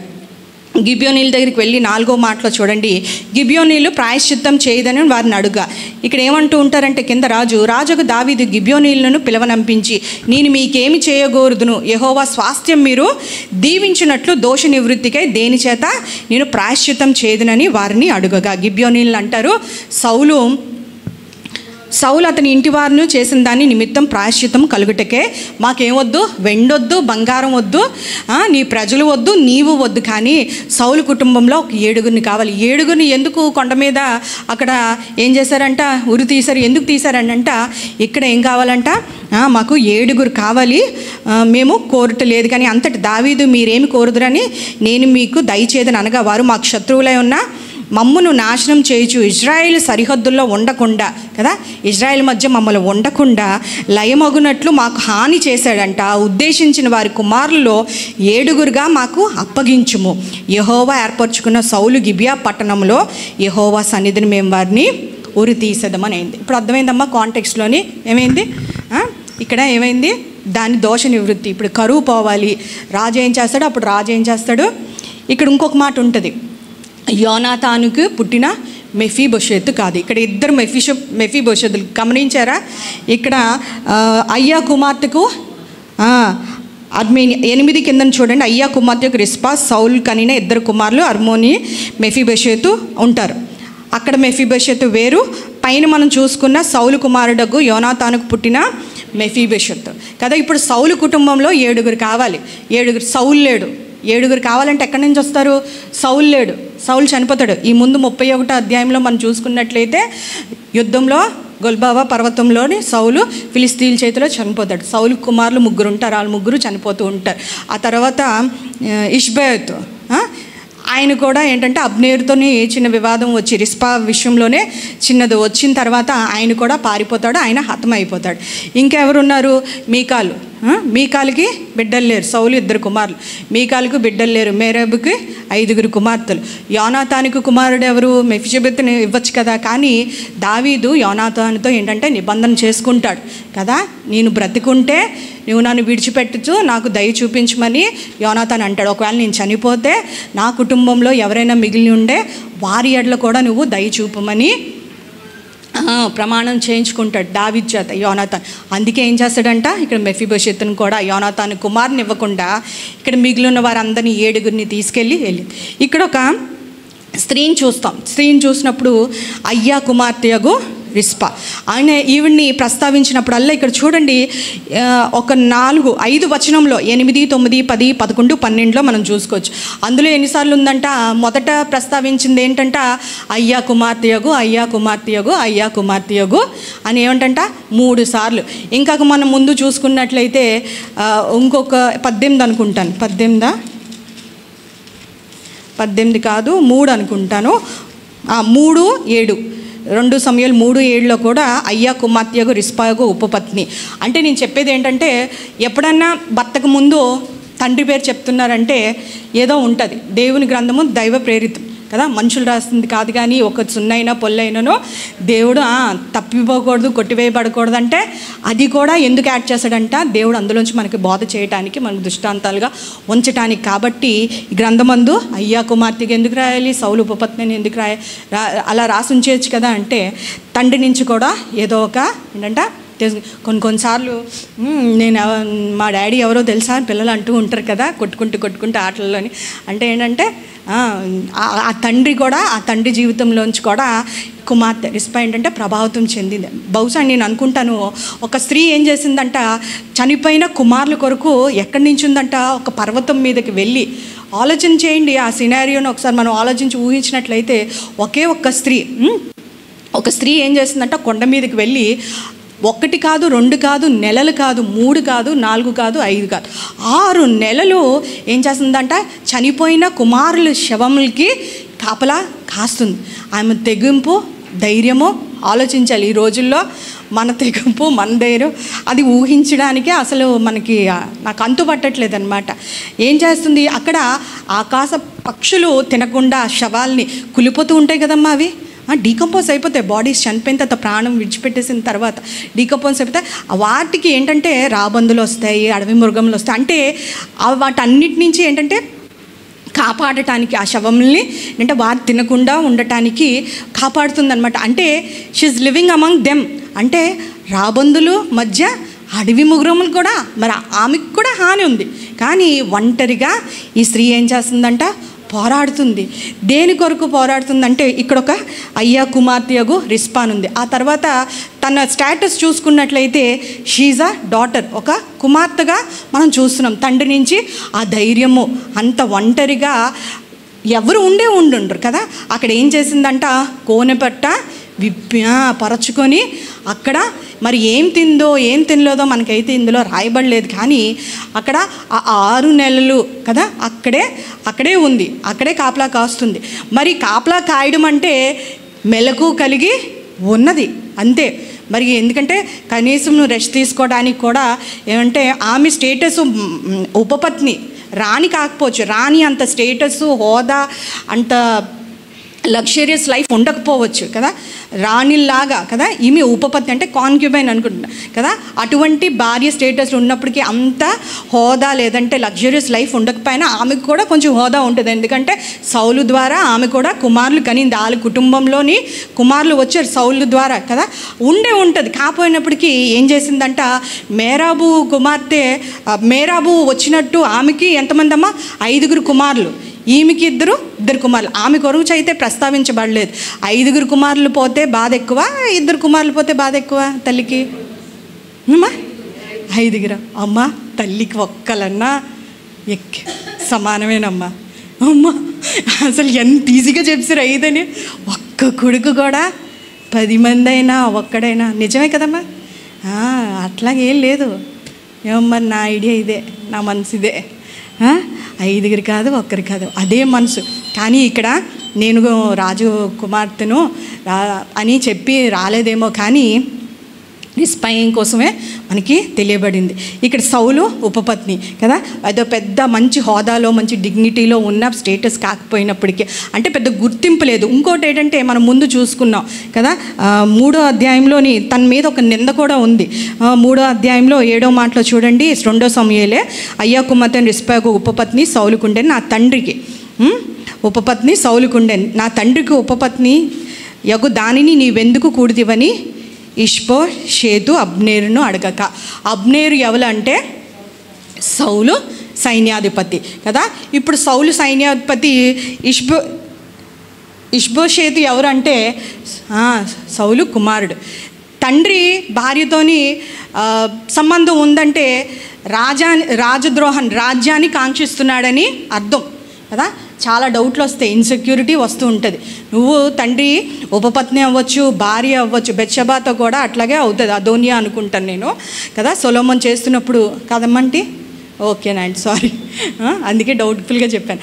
అయితే అంటే భార్యతో ఉన్నప్పుడు ఆ డౌట్తోని ఇష్బోషేతు అంటూ ఉంటాడు, నువ్వు నా తండ్రి ఉపపత్నితో నువ్వెందుకు కూడితివని ఇష్బోషేతు అబ్నేరుతో అనగా, అబ్నేరు ఇష్బోషేతును అడిగిన మాటకు బహుగా కోపగించి నిన్ను దావీదు చేతికి అప్పగించగా. అంటే దాన్ని ఏంటంటే ఈ ఒక్క స్త్రీని బట్టి నువ్వు నన్ను నా మీద నేరం మోపుతున్నావు. ఇది తన జీవితంలో ఒక నింద ఖచ్చితంగా అయి ఉండొచ్చు. అందుకే అంతవరకు అబ్నేరు ఏం చేస్తాడంటే సౌలు పక్షాన, కుటుంబీకుల పక్షాన్నే ఉండి ఏంటంటే వారి పక్షాన్ని యుద్ధం చేస్తున్నప్పటికీ, వారి పక్షాన ఉన్నప్పటికీ కూడా దావీదు పక్షానికి అప్పుడు తర్వాత ఈ మాట అనిన తర్వాత దావీదు పక్షానికి వెళ్తాడు. తర్వాత అంటే ఈ స్త్రీకి ఏంటంటే నింద కూడా ఉంది, ఒక నింద చెరగని నింద. ఆ తర్వాత ఇంకేం ఉండదు అన్నమాట. దాని కొరకు అది పోయిందని కానీ దాని కొరకు ఏమి రాయబడి ఉండదు. అంటే అటువంటి స్త్రీ, అటువంటి జీవితం మీద, తన క్యారెక్టర్ మీద ఉన్న స్త్రీ అన్నమాట. ఇప్పుడు ఏం చేస్తుందంట, ఆ 6 నెలలు చనిపోయిన తర్వాత ఏం మిగులుతుందమ్మా, తల్లికి ఏం కావాలంటే ఆ శవంలో ఏం చేసుకుంటుంది, ఇంకా అవేం మిగులుతాయి, ఇంకా బోన్సే మిగులుతాయి. కానీ ఇజ్రాయేల్ యూదులకి ఏంటంటే ఒక ఘనమైన ముగింపు, సమాధి లేకపోతే అది రాజకుమారులకి అది ఏంటంటే అగౌరవం, అది అవమానం. చూడండి, చాలామంది రాజుల వంశంలో వచ్చినట్లయితే కొంతమంది చెడ్డ రాజులకి లేదంటే దేవుని దృష్టికి అనుకూలంగా లేని వారికి వారి పితరులతో చేర్చబడలేదు అని చాలా ఉంటాయి. యెరోబాముకు ఉంటుంది, చాలామంది వికెట్ కింగ్స్ అందరికీ, దుష్టరాజులు అందరికీ ఉంటుంది. అది వారికి ఏంటంటే దేవుడు ఏంటంటే అది చెడుగా వారు నడిచినందుకు ఏంటంటే వారి పితరులతో చేర్చబడలేదు, వారి సమాధి జరగలేదు. కాబట్టి ఏమంటే అంటే శిక్ష పొందుకోవటానికి సౌలు కుటుంబంలో నా కుమారుల్ని లెక్కించారు, అంతేనా? శిక్ష పొందుకోవాల్సి వచ్చినప్పుడు, మరణానికి అప్పగించాల్సి వచ్చినప్పుడు నిస్సహాయురాలుగా ఇప్పుడు తను చేయలేదు తప్పు, పాపము, ఇందులో తన ప్రమేయం ఏమీ లేదు. రిస్పాక్ కానీ తన కుమారులకు కానీ ఒకవేళ కదా లేదు, కానీ ఏంటంటే అన్యాయంగా ఇప్పుడు రాజు దావీదు ఏం చేస్తాడు, అప్పచెప్పాడు. ఇంకా తను అవునని కానీ కాదని కానీ అనేది లేదు, ఎందుకంటే తన భర్తే లేడు ఇంకా కదా. ఇప్పుడు దావీదు ఏమవుతాడు, అల్లుడు అవుతాడు, అంతేనా? మీకాలు మేబీ అనుకోవచ్చు. ఇంకేం మాట్లాడుతుంది, ఉపపత్ని, తనకు హోదా లేదు, అధికారం లేదు, ఏమీ లేదు. కాబట్టి ఏమవుతుంది, మౌనంగా ఏం చేసిందంట, ఇప్పుడు అట్లా లెక్కించారు. ఇప్పుడు శిక్షకైతే నా కుమారులు కావాలా, మెఫీబోషెత్ ఉంది కదా, ఉన్నాడు కదా, వాడిని అప్పచెప్పలేదు. కానీ రాజు దావీదే చెప్పిన తర్వాత, దేశానికి రాజు ఆజ్ఞ ఇచ్చిన తర్వాత తను ఇంకేం చేయలేదు. ఇప్పుడు రాజు వంశంలో కావాల్సి వచ్చినప్పుడు నా కుమారులను అప్పచెప్పాను, అన్యాయంగా వారు తప్పు చేయకపోయినా వారు మరణశిక్షకు పాత్రులయ్యేరి.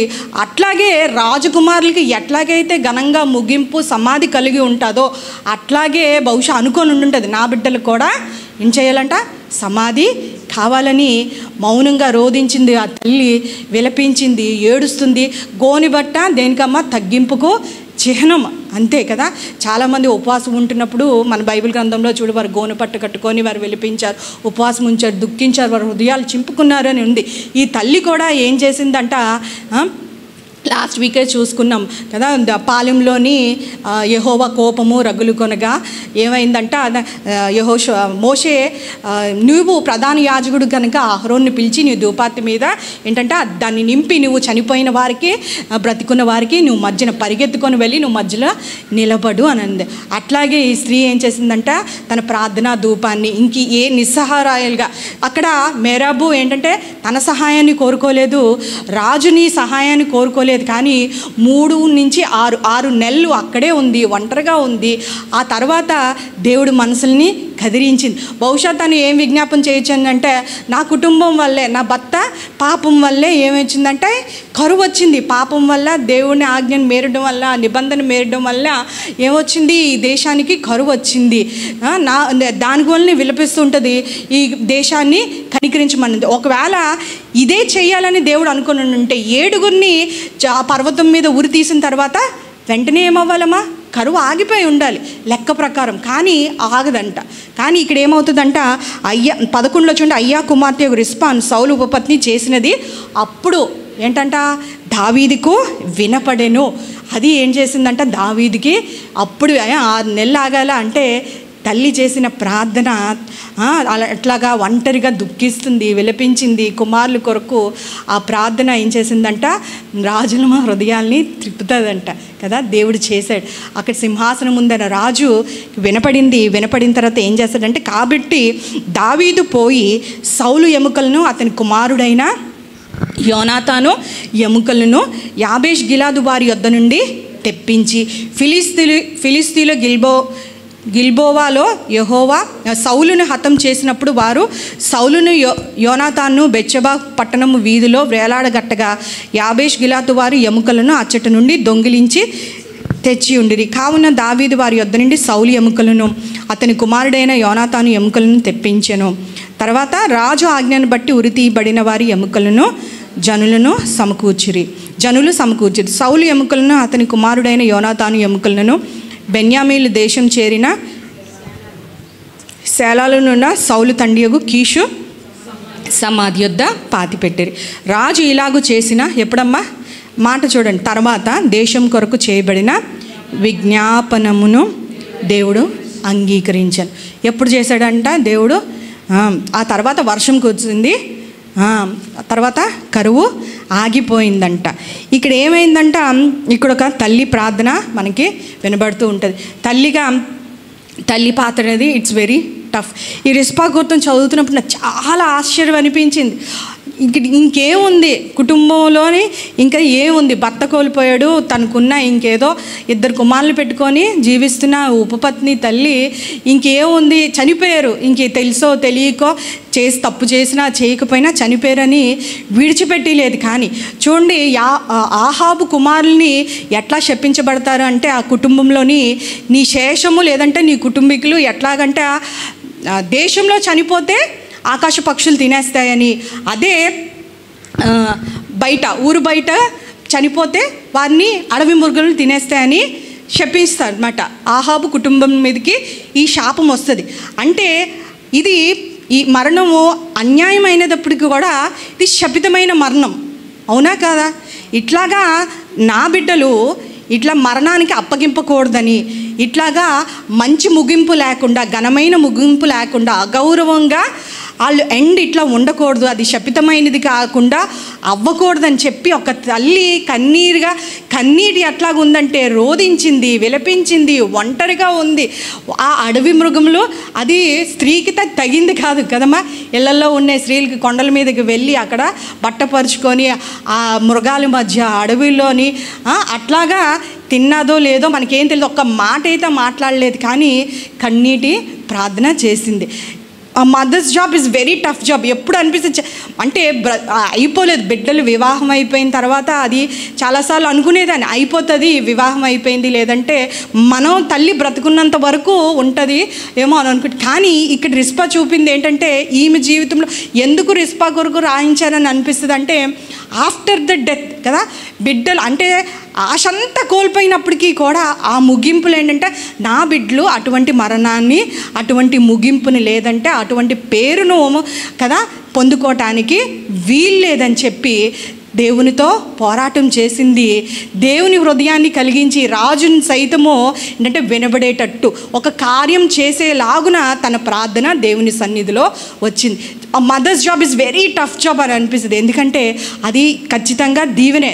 తల్లిగా మన దేవుని ఇది పరిచర్య, లేదంటే ఇది ఒక దీవెన, లేదంటే ఇది మనుషులు ఇచ్చింది కాదు, ఒక కుటుంబం వల్ల వచ్చింది కాదు, లేదంటే భర్త ఇచ్చిందో ఆత్మావులు ఇచ్చిందో కుటుంబం ఇచ్చింది తల్లి బాధ్యత అయితే కాదు. కానీ ఇది దేవుడు నన్ను నమ్మి మనందరికీ దేవుడు బిడ్డల్ని ఇచ్చాడు. ఎందుకంటే ఆయన శిక్షలో ఆయన కొరకు మన బిడ్డల్ని మనము పెంచుతామని దేవుడు నమ్మి ఇస్తాడు. మనము బాహ్యంగా వారికి శారీరకంగా వారికి అన్ని అవసరతలు తీర్చడానికి నోరు కట్టుకొనే కాయ కష్టం చేసి ప్రతి తల్లిదండ్రులు ఏం చేస్తారు, వారికి అడిగిన వారికి ఏంటంటే అడిగినవన్నీ అవసరతలు, ఖరీదైన ఫోన్లు, మంచి బట్టలు, వారు చిన్నబుచ్చుకోకూడదని, అందరిలో వెళ్తున్నప్పుడు మంచిగా మాట్లాడాలని, మంచిగా బట్టలు ఉండాలని, లేదంటే వారు ఏ విధంగా ఏంటంటే బాధపడకూడదని తల్లిదండ్రులుగా ఒక మనసు, ఒక భారము మన దాంట్లో ఉంటాయి.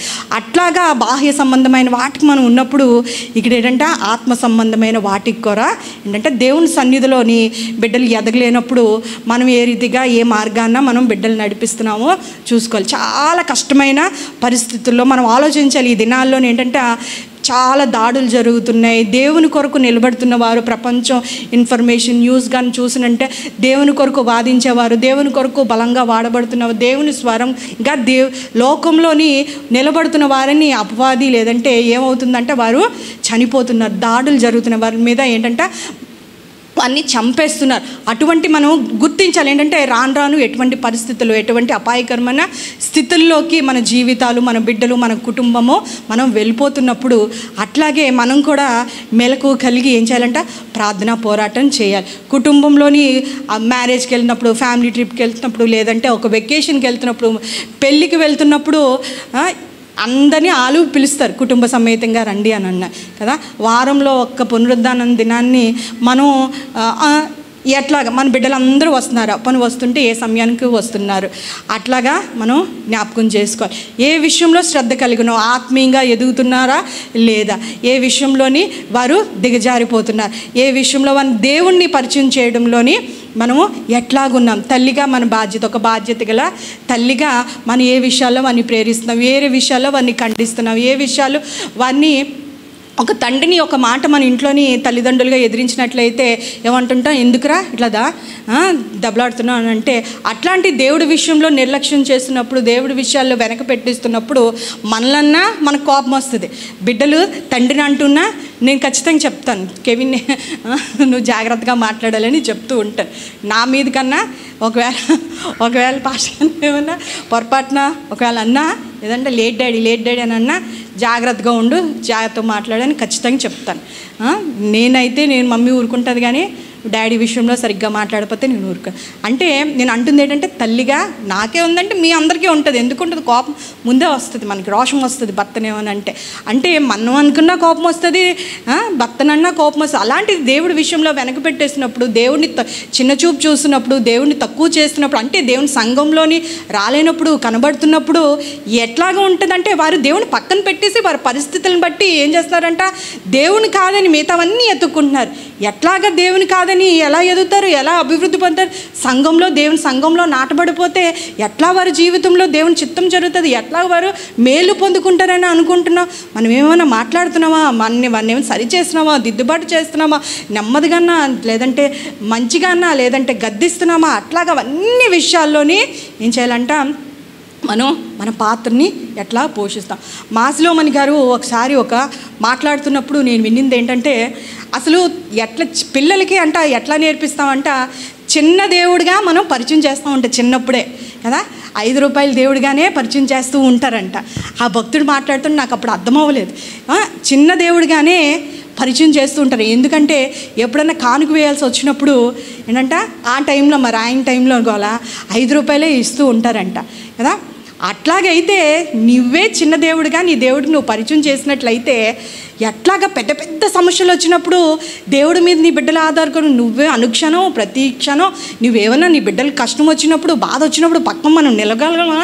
వారికి ఏంటి చెప్పాలి, ఏంటి మనం ఇవ్వాల్సిన ఇన్వెస్ట్మెంట్, వారిలోని డబ్బులు కాదు కానీ మన బ్యాంక్ ఇన్వెస్ట్మెంట్ కానీ చిన్నటి నుంచి మన విశ్వాసంలోని దేవుని భయంలో పెంచితే, వారికి కష్టం వచ్చినా మనం ఉన్నా, మనం వెన్నంటున్నా లేకపోయినా వారికి ఎవరిని పరిచయం చేయాలి? ప్రభువా దేవుడా నీవే ప్రతి పరిస్థితికి, ప్రతి అవసరతకి నువ్వు తల్లిదండ్రుల వైపు కాదు, నువ్వు దేవుని తట్టు తిరగాలి. అటువంటి కఠినమైన దినాల్లో వెళ్తున్నప్పుడు విశ్వాసాన్ని వారికి చిన్నప్పటి నుంచి చేయాలి. ఇది అతిశయోక్తి కాదు కానీ నాకు ఒకసారి ఏంటంటే, కెవిన్కి చిన్నప్పుడు, 4-5 years అనుకుంటాను, ఏమైందంటే జెన్నీకి 10 రూపీస్కి 100 రూపీస్కి తేడా తెలియని రోజులు అనుకోండి. అమ్మ నీకు 10 కావాలా 100 కావాలా, 2 పట్టుకుంటే నాకు 10 కావాలంటది. అంత చిన్న వయసులోని డాడీ చర్చ్కి వెళ్తున్నప్పుడు ఏం చేసేవారంట, అమౌంట్ ఇచ్చేవారు. నేను అనేదాన్ని, పడేస్తుంది ఇది, ఎందుకు బైబిల్లో పెట్టుకొని వెళ్తుంది, ఎక్కడో పడేస్తుంది, అది ఇస్తుందో లేదో కూడా తెలియదు అని చెప్పి అంటే, వాళ్ళ డాడీ చెప్పి అమౌంట్ చెప్పి కెవిన్కి అదే అర్థమవుతుంది, జెన్నీకి చెప్పి ఇది నీ బుక్ బైబిల్లో వెయ్యు, ఇది ఆఫరింగ్ వెయ్యు, ఇది ఎంత అని చెప్పి ఇచ్చేవారు అనమాట. నేను దానికి ఏం అర్థమవుతుంది, అది ఎక్కడన్నా పడేస్తుంది. అప్పుడు నేను అనేదాన్ని అంటే, అట్లాగా మాట్లాడుకో, నీకు తెలియదు ఊరుకు అని అనేవారు. ఆ తర్వాత ఈ భక్తుడు మాటలు విన్నప్పుడు అప్పుడు అర్థమైంది నాకు, నిజమే కదా, చిన్న దేవుడిగా లేదంటే మన డబ్బుల మీద దేవుడు ఆధారపడే దేవుడిగా మనమే పరిచయం చేస్తాం. చిన్నప్పుడు ఇవ్వగలిగే స్తోమత ఉన్నవారి కోసం నేను చెప్తున్నాను కదా. పేద విధవరాలు ఏం చేసింది, జీవితం అంతా తన జీవితాన్ని అంతా ఇచ్చిందంట. అటువంటి స్థితి కోసం చెప్తున్నా. అట్లాగా మనమే మన బిడ్డలకి చిన్న దేవుడు, పాస్టర్ల కోసము, నడిపించే వారి కోసం, దైవ సేవకుల కొరకు చిన్నగా మాట్లాడతాం, ఇంట్లో మాట్లాడతాం, వారి కొరకు లేని మాటలు చెప్పినా లేదంటే తక్కువగా చేసి మాట్లాడినప్పుడు అదే వాళ్ళకి అలవాటు అవుతుంది.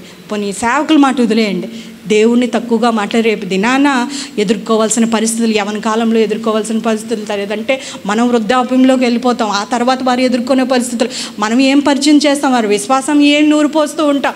అట్లాగే మనం నిత్యం ఉండిపోలేం. కాబట్టి చిన్నప్పుడు ప్రతి పరిస్థితికి ఏం చెప్పాలంట, చాలిన దేవుడు. ఏ పరిస్థితి, అమ్మ కాదు, నాన్న కాదురా, బంధువులు కాదురా, నీ కష్టం వచ్చిందంటే, నీ బాధ వచ్చిందంటే ఎవ్వరు లోకమంతా నీకు వ్యతిరేకంగా ఉన్నా దేవుడు నిన్ను విడిచిపెట్టరా అని మనము చేయాలి.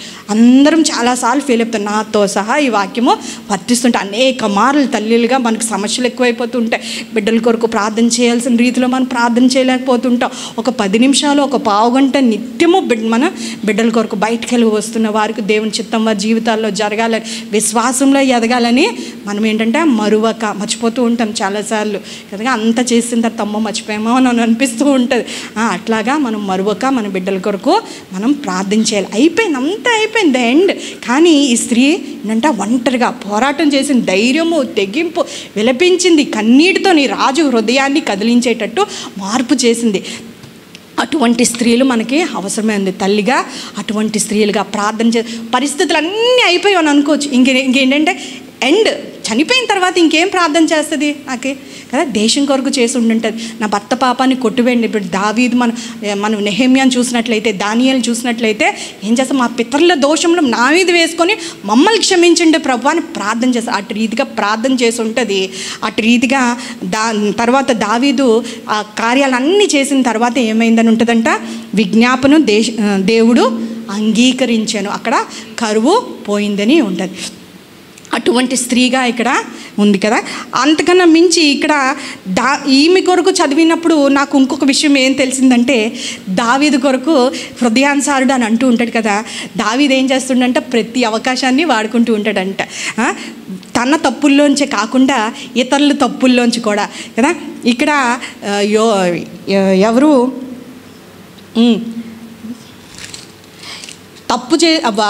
మాట ఇచ్చింది యెహోషువ, అవునమ్మా, మాట ఇచ్చింది యెహోషువ, మీరింది సౌలు, కరువు వచ్చింది ఇశ్రాయేల్ మీదకి, కానీ శిక్షించింది ఎవరు, దావీదు, అప్పచెప్పింది.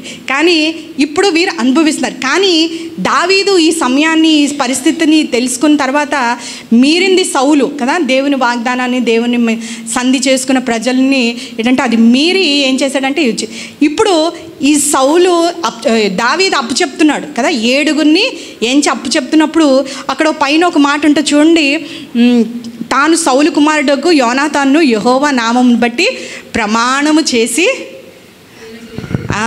ప్రమాణం చేశాడంట. ప్రమాణం చేశాడు కాబట్టి సౌలు తప్పిపోయాడు, నేనేమన్నా ఎక్కడైనా ఎవరికైనా ప్రమాణం చేశానని జాగ్రత్త పడ్డాడు. కానీ దావీదు జీవితంలో చూసుకున్నప్పుడు ఎంత మైన్యూట్గా చెక్ చేసుకుంటున్నాడు చూడండి, అవునా. ఇప్పుడు ఇంత కష్టం వచ్చింది, ఇంత విపత్తు వచ్చింది నా దేశం మీద, ఇప్పుడు సౌలు తప్పిపోవడం వల్ల ఇంతవరకు అయింది, నేనెవరికైనా మాట ఇచ్చానా, నీతిమంతుడు ఏంటంట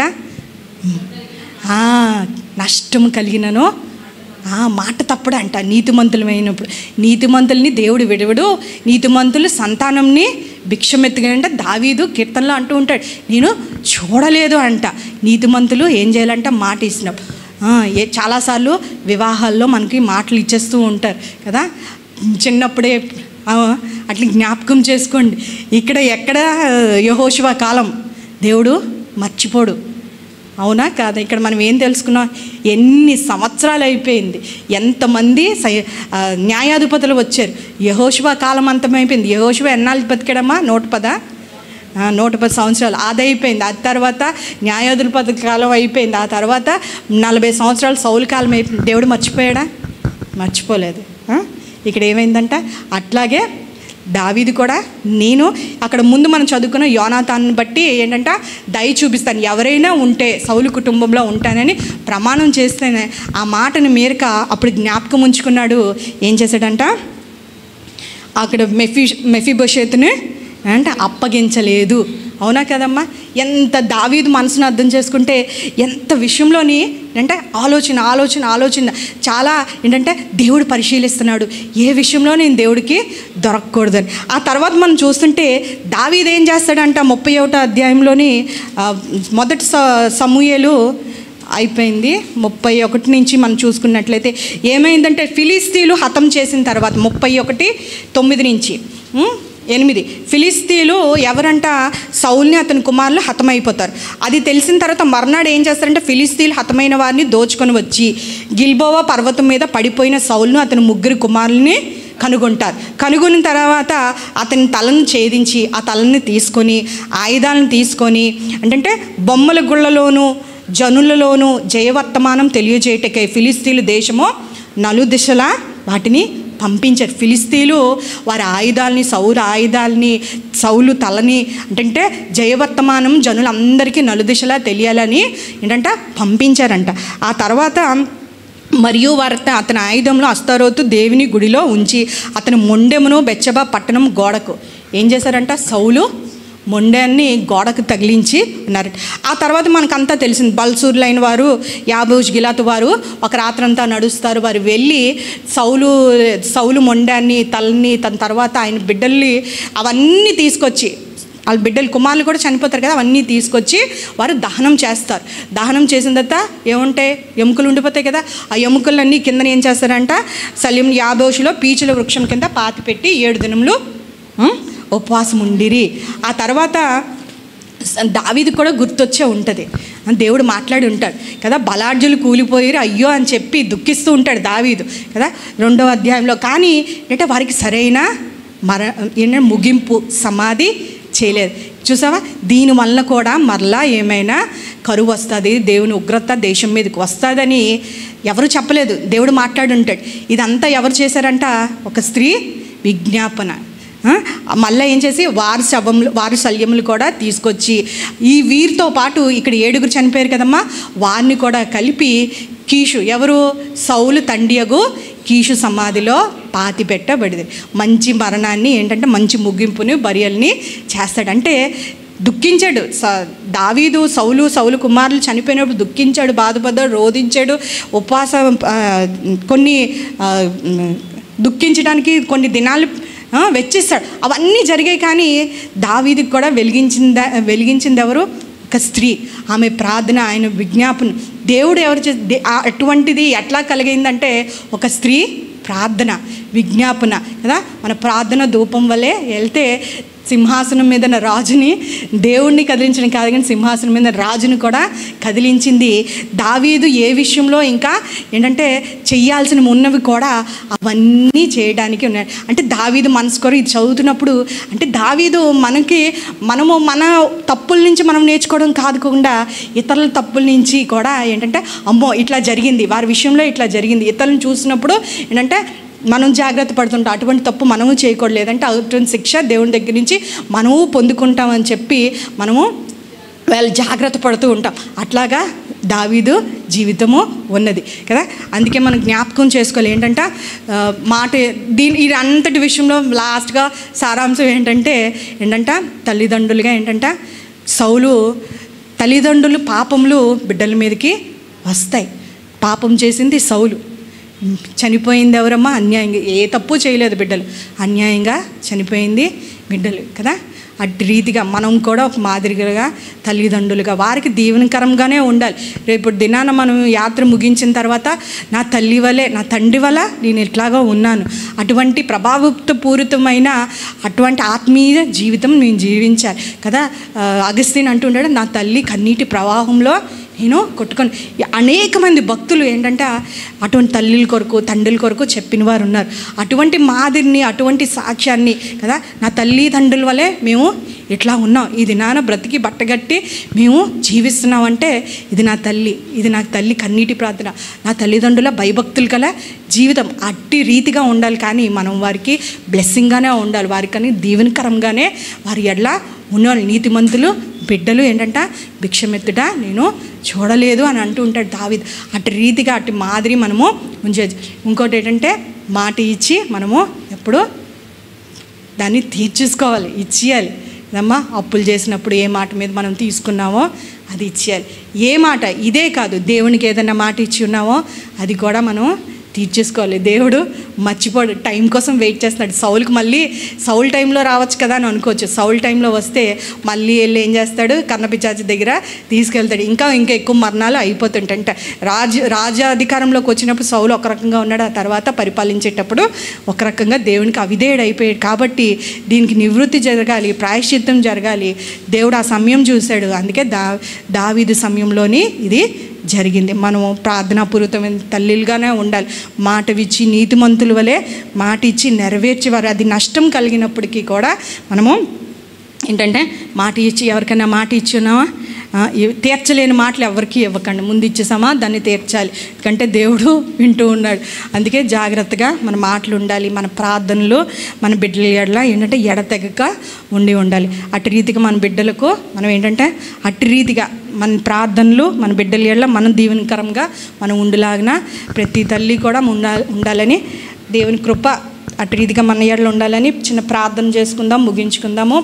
పరిశుద్ధుడా, ప్రేమ గల తండ్రి, కృపగల దేవా నాయన, ఇది నాయన రిస్పా జీవితం నుంచి దావీదు జీవితంలో ప్రభువా అనేక మాటలు మీరు మాట్లాడి ఉంటుండగా ప్రభువా మా జీవితాల్లో ప్రభువా ప్రతి చిన్న విషయంలో దావీదు ఏ రీతిగానైతే ప్రభువా ఎక్కడ తప్పిపోతున్నామో, ఎక్కడ ఆయాస్కరంగా నీ గాయాలు రేపుతున్నామని అంత జాగ్రత్తగా మేము ఉన్నాం ప్రభువా నాయన. మాకైతే అది అసాధ్యం ప్రభువా. తన తప్పులు కనుగొని వారు ఎవడు అని అంటున్నారు ప్రభువా. అవును ప్రభువా, అనేక మార్లు తప్పులు చేసి దాన్ని దాటిపోయి మేము బాగానే ఉన్నామని ఈ లోకంలో నార్మల్గా మేము జీవించేస్తున్నప్పుడు ప్రభువా మా శక్తి సరిపోదయ్యా, మా బలం సరిపోదయ్యా. అంత నీతిగా, అంత యథార్థంగా, అంత నమ్మకంగా ఉండాలంటే ఖచ్చితంగా నీ శక్తి, నీ బలము కావాలయ్యా మాకు. ప్రతి దినము ప్రభువా నీ సన్నిధిలో ప్రభువా మాకు ఆయాస్కరమైనవి, నీకు ఆయాస్కరమైనవి మా జీవితంలో ఏమున్నాయని నాయన మీ హృదయానుసార్లు వలె దావీదు కాకుండా మేము కూడా ఉండాలని నాయన మేము ఆశపడుతున్నామయ్యా, ఇంకా ఉండాలని ఆశపడుతున్నామయ్యా. మిక్కిలి చిన్న విషయాల్లో కూడా నాయన మాటల్లో మేము తప్పిపోకుండా మా మాట అవునంటే అవును, కాదంటే కాదు అన్న రీతిలో మాటల విషయంలో కూడా మేము జాగ్రత్తగా ఉండుటకు ప్రభువా మీ సహాయం దయచేయమని వేడుకొంచున్నాం ప్రభువా. మీరు కనికరించమని వేడుకొంచున్నాం ప్రభువా. రిస్పా ప్రార్థనా జీవితం వలే ప్రభువా తల్లి ఏ విధంగా విలపించిందో, అన్నీ చేజారిపోయాయని మేము అనుకోవచ్చు. మా బిడ్డలు లోకాశలో మునిగిపోతున్నారు, అనేక విషయాలకి బానిసలు అయిపోతున్నారని నాయన విసిగిపోయామేమో, ప్రార్థన విడిచిపెట్టేసేమేమో, తిరిగిపోయామేమో, ఇంకా దీనికి జవాబు, దీనికి విడుదల రాదని అయినా మేము నీరసెళ్ళిపోయామేమో ప్రభువా. విశ్వాస జీవితంలో ప్రభువా నీ సన్నిధిలో మరలా నైనా మా ప్రార్థన బలిపీఠాలని మరింత చేయుటకు ప్రభువా చేయుచున్న వారమే ప్రభువా. అయినప్పటికీ ప్రభువా పరిస్థితులు గుర్తిరిగి ప్రభువా నీ సన్నిధిలో భారంతో ప్రభువా మా బిడ్డల కొరకు అంగలార్చుటకు, మా బిడ్డలు నాయన కొరకు విలపించుటకు ప్రభువా మీరు సహాయం దయచేయండి నాయన. ఇక్కడ వచ్చిన ప్రతి స్త్రీని నాయన మీరు ముట్టమని వేడుకొచ్చు, మీరు దర్శించమని వేడుకొంచున్నాం, మీరు లేవనెత్తమని వేడుకొంచున్నాం ప్రభువా. ప్రతి జేసం ఉమ్మని మీద నాయన నీ ప్రార్థన ఆత్మని కృమ్మరించమని వేడుకొంచున్నాం నాయన. అపాయకరమైన దినముల్లో ప్రభువా మా బిడ్డలు మేము భద్రపరచుకోలేం ప్రభువా. కేవలం నీ కృప, నీ కాపుదల నాయన వారి చుట్టూ ఉంచి ప్రభువా వాళ్ళని భద్రపరచమని, ప్రతి కీడు నుంచి, ప్రతి అపాయం నుంచి నాయన వారిని భద్రపరిచే దేవుడు అయ్యా. అటు రీతిగా నైనా నిత్యమునైనా నీ సన్నిధిలో ప్రభువా మేము ప్రార్థన చేసే తల్లిలుగా ఉండాలన్న ప్రభువా మాకు ఓపికను దయచేయండి, విశ్వాసాన్ని దయచేయండి. విసుకక నీ సన్నిధిలో ప్రార్థన చేయలాగినైనా మీ సహాయం దయచేయండి. తిరిగి వెళ్తుండగా ప్రభువా మా భారములన్నీ ప్రభువా, మా బాధలన్నీ నైనా నీ మీద అనుకుంటున్నాం. మా నిరీక్షణ నీవే ప్రభువా. మా నిరీక్షణకైనా అది ఎన్నడూ సిగ్గుపరచదని నమ్మి ప్రభువా నీ మీద అనుకుంటున్నాం, నీ తట్టు చూస్తున్నాము ప్రభు. బలహీనులు అయినప్పటికీ నాయన బలవంతుడైన దేవుడు మేము కలిగి ఉన్నాం కాబట్టి ప్రభువా మా విమోచకుడు బలవంతుడు అని మేము నమ్ముచున్నాం అయ్యా. మా బలము నీవే ఉన్నావు ప్రభువా. నాయన కుటుంబంలో నాయన అల్లాడిపోతున్నవారు, కుటుంబంలో నాయన సతమతమైపోతున్నవారు, కుటుంబంలో శ్రమల ద్వారా నాయన లేవలేకుండా ప్రభువా నాయన ఒంటరిగా దుఃఖిస్తున్న వారిని, ప్రతి తల్లి నాయన మనస్సును, హృదయాన్ని నాయన ప్రతి కన్నీటిని మీరు చూస్తున్న దేవుడు అయ్యా. అవును ప్రభువా నీ సన్నిధిలో మాత్రమే నాయన మీకు కన్నీరు కారుస్తున్నాం నాయన. నీ సన్నిధిలోనే మా కన్నీటికి విలువ నాయన, నీ సన్నిధిలోనే మా ప్రతి బాష్ప విందు తుడిచివేయబడిన ప్రభువా. అవునయ్యా నీ సన్నిధిలో మాత్రమే కన్నీటి విడిచిటకు నాయన మా ప్రార్థనలో జయాన్ని పొందుకొని నాయన మీ సహాయం దయచే. తిరిగి వెళ్తుండగానే నీ సన్నిధి, నీ తోడు నాయన, నీ దీవెనలు మోసుకుని పారుగా మేము ఉండుటకు నాయన మీరే నాయన సహాయం దయచేయండి. నీ చిన్ని ప్రార్థన నజరేయుడు యేసు పరిశుద్ధ నామములో అడిగి వేడుకుంటున్నాం తండ్రి, ఆమేన్.